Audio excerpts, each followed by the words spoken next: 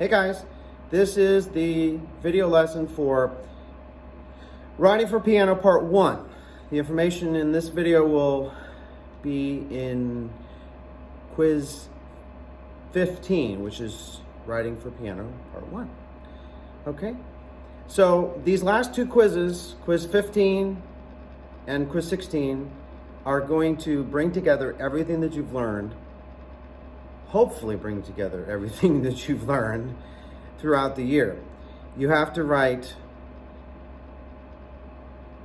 an original piece. First, you'll have to write the first 4 measures of your original piece on Quiz 15, and then you'll have to write that 4-measure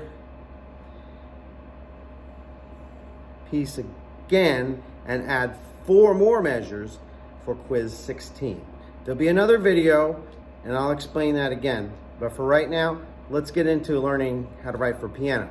Not much new to learn, but I do encourage you to watch this video over and over again as many times as you need to, and also use as much staff paper as you need to, okay, to practice coming up with what you want to put on Quiz 15 as your original piece of music, which will be played by our talented pianist, Kevin. Okay, let's talk about the piano player. So the piano player reads in both treble and bass clef at the same time. The pianist's right hand plays what is in the treble clef, and the pianist's left hand plays what's in the bass clef. I say this to make you aware of the fact that a pianist's hand is only so big, and the stretch between the thumb and the pinky is only so far. Okay? So when you're writing the parts on each staff, try not to separate the notes by more than an octave. That's 8 notes, okay? So if you're going to write F here and F there, you don't want to go any more than that. You don't want to have him play more than that. This is E to F, that's a stretch, okay? Some piano players can stretch further than others, but as a rule of thumb, try not to go more than an octave apart, okay? If you have to go an octave apart, in this case, you might want to drop it down to the other clef and give it to the left hand. So that this is added to let's say a second inversion chord of F, A, C, E. That'd be a 7th chord. But in this case, the left hand would play both this and this, but even then you got to consider, okay, is this too far? Yeah, this is too far as well. So you may have to arrange your chord even different. Maybe instead of it being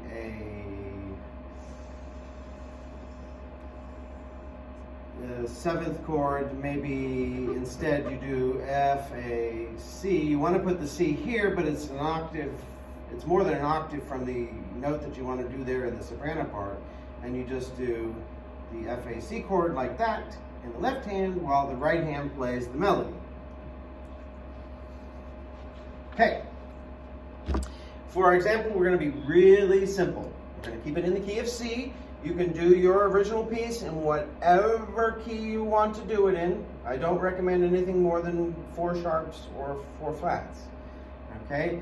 If you just want to do it in the key of C, that's fine, but remember when you transpose the part for trumpet and for saxophone, and extract the part from here, you're going to have to put the trumpet in D, which is 2 sharps, and you're going to have to put the saxophone in A, which is 3 sharps. Okay? If you choose other keys, you need to be aware that you're going to have to eventually change the key for those different instruments. Okay? All right. We're also going to do 2/4 for this example, 2/4. And we're going to do 4 measures of 2/4. And instead of changing the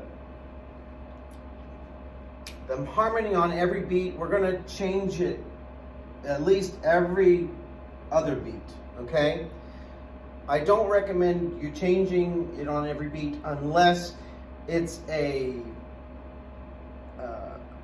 finishing part or a starting part.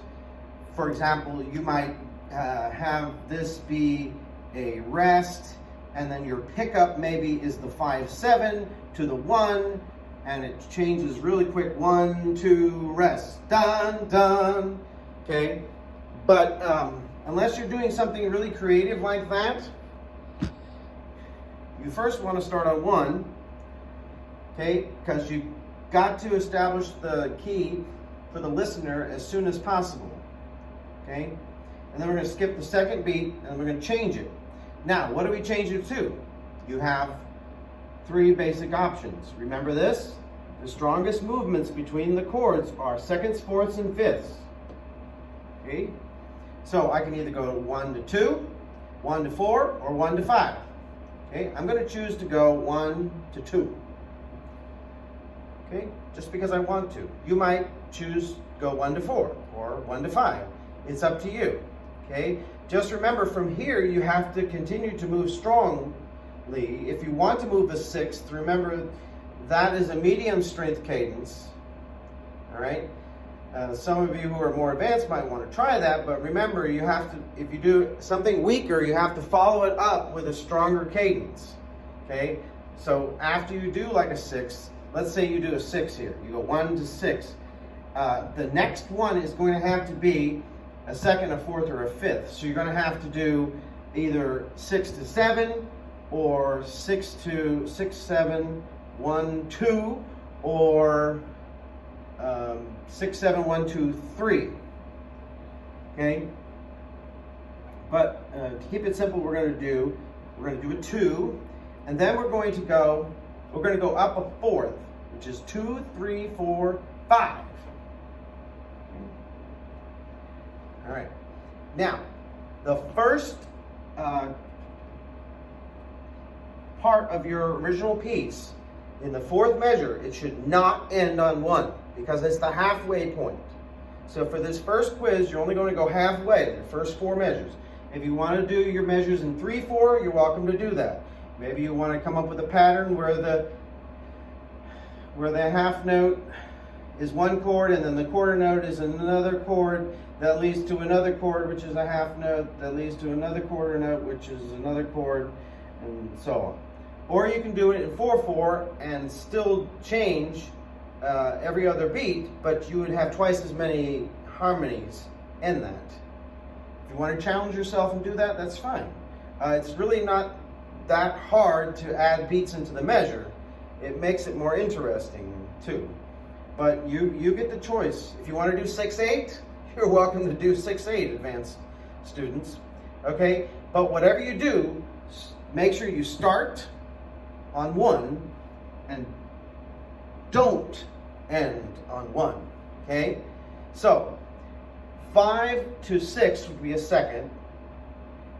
5, 6, 7, 1 would be a 4th. So we do not want to go a 4th here at the end. And 5, 6,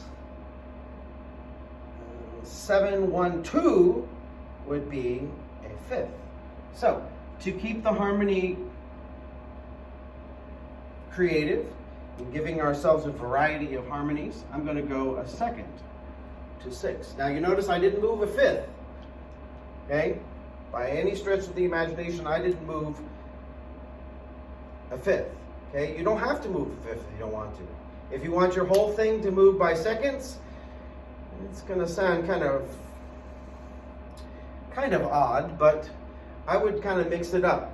But if you want to leave one of them out, that's fine. If you want to just move by seconds and fourths, that's great.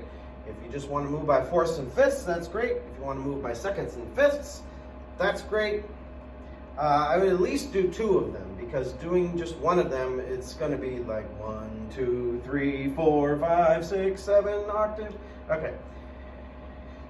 Now, you can also get creative by inverting some of the chords. Right now, our bass line is C, D, G, and A. But you might want to get creative. You might want to invert this chord, because remember, you got to invert one of the other chords, or you might invert this chord instead. Let's see. If we invert the 5 is G, B, D. If we do that in second inversion, the bass note will repeat the same thing. And then, if you want to do the 6th in inversion,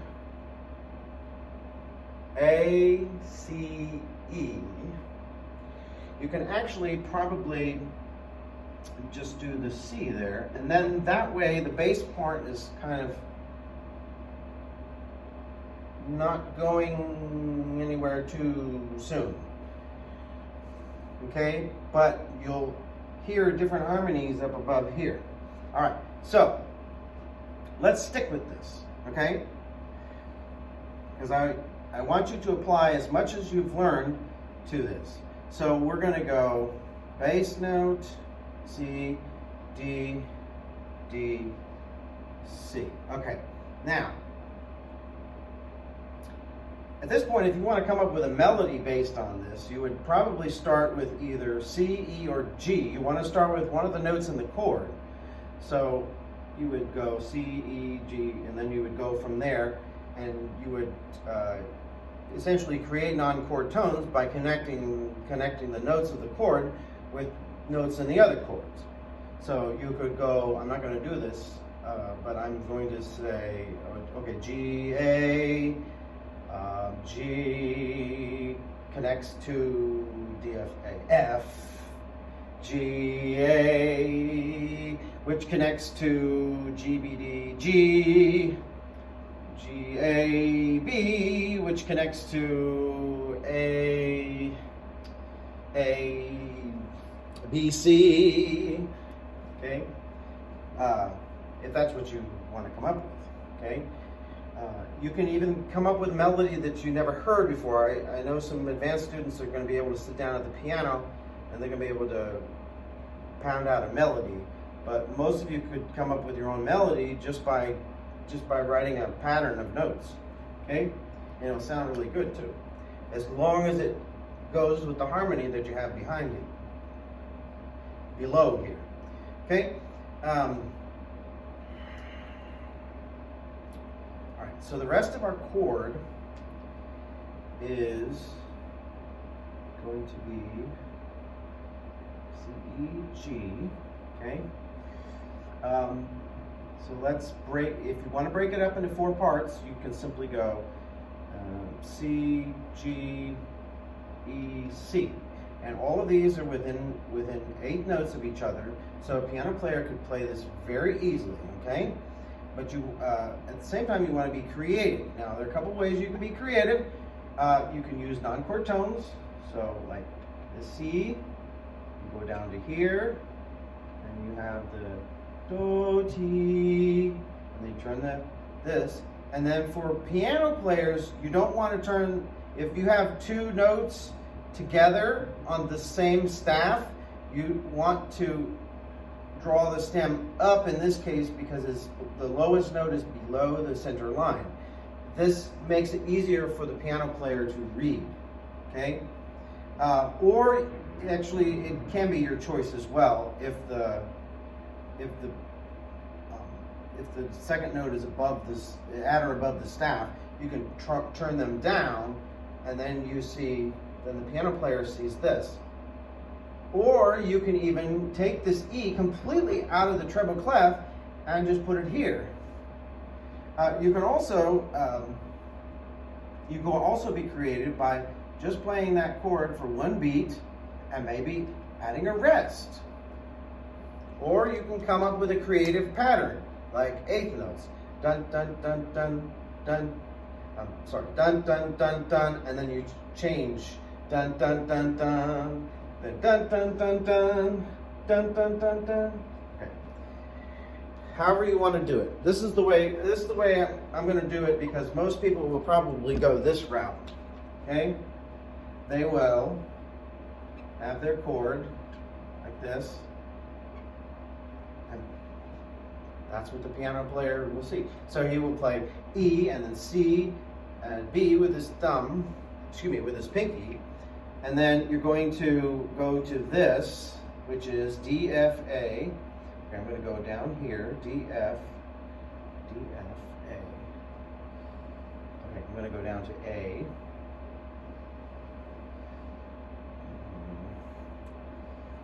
And I need another D. So I'm going to do you could do a suspension here if you want to. Have some fun with it. And resolve the D here, right, if you want to.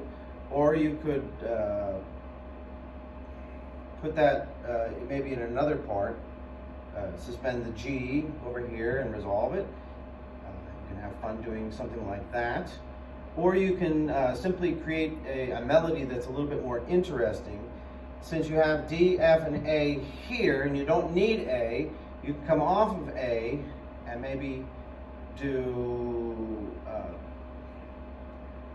this do, ti, la, so. That could be your melody. I don't recommend it, but as a matter of fact, let me go in a different direction. Because melodies should go a variety of directions, not just one direction. But if you're playing the melody here, now we need another. We don't have to have necessarily. We don't necessarily have to have a third note here, but for our purposes, we will put another D here. Okay, so we have D, F, and then this is B, and then here we have G, B, D. G, B, D. G, B, D.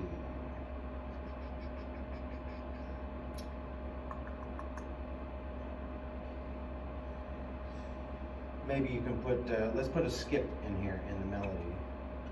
Put a skip in the melody. So we go T, Re. And then let's say we go Do.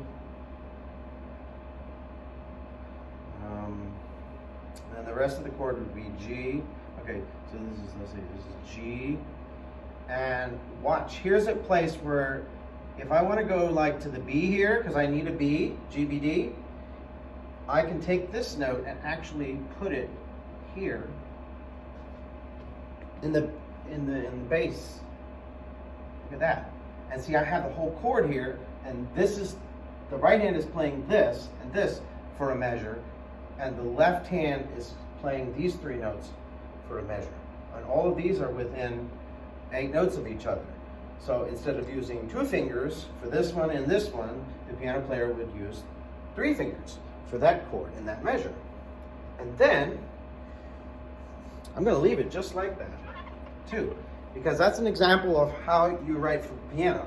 Like I said, there wasn't much difference between writing for 4-part voices and writing for a 4-part piano. The last chord is A, C, E, and I do recommend that you stop, like not stop, but pause here, and don't do a held note halfway through. If you're going to do suspension, that's fine, but make sure you resolve it before the end of the measure, because you're going to be going on from here to do another 4 measures. Okay, so it's A, C. I have 2 C's, so maybe I don't want to do this C. A, C. Okay, let's do the E instead. So the E, and then we have A and C and A and C. That's it. So that would be an inverted. You could even you could completely leave out the third note and make it easier for the piano to play. However, remember, you're going to have to give these different parts to different instruments. And if you don't want more than one instrument playing the same part, you're going to have a hard time, because you've got at least 3 instruments that are going to be playing a different part from this. And so anytime you go less than 4 notes, it's going to limit you to 3 or 2 instruments to write a part for. Okay, so this is it. This video is only half the size the other one was, and that's because by now you will have learned how to do these kind of things. Now, see this this progression and this part, you can't copy it. You cannot copy it. It has to be completely original. If you copy my original, you're plagiarizing. So keep that in mind, okay? You got to come up with your own piece of music. And don't make it boring, okay? Don't fill the measures with a bunch of rests and say, this is my piece, okay? We need to have melody and harmony on both stems, okay? Have any questions? Watch the video again. If you still have questions, watch it again. If you still have questions, email me, and we'll get you through this part of the year, which is really the end of all of our learning in music ensemble. Okay, guys, take care, stay safe. Bye.